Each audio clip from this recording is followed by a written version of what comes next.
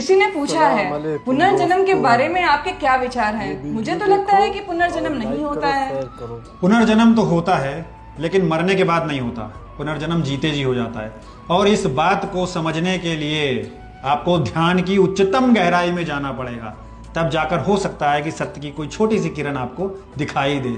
बाकी इस दुनिया में तो व्यापार चल रहा है, झूठ का व्यापार। लोग कल्पनाओं में जीते हैं, जो बता देता है उस पर विश्वास कर लेते हैं। और इन कल्पनाओं के नाम पर आपको बेवकूफ बनाया जाता है, और आज से नहीं सदियों से आपको बेवकूफ बनाया गया। आपकी कल्पनाओं से खेला जाता है। आपसे हम एक प्रश्न पूछते हैं, अगर कोई शरीर मरने के बाद किसी दूसरे शरीर में जाता है, तब तो आज हमारी आबादी, जो मनुष्य की आबादी है, उसको बैलेंस होना चाहिए था।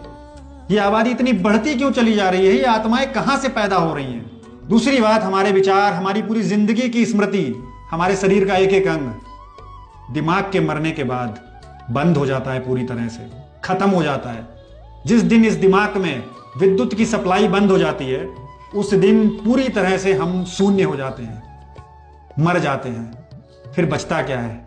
और तीसरी बात कि जीते जी इंसान को नहीं दिखता कि चारों तरफ एक जैसे रूप ही खिले हुए हैं। एक पेड़ से दूसरा पेड़ खिल रहा है, एक पंछी से दूसरा पंछी पैदा हो रहा है, और एक इंसान से दूसरा इंसान पैदा हो रहा है। आप अपने भाई बहनों को देखना, आप अपने बच्चों को देखना, आपका ही रूप यहाँ मौजूद है।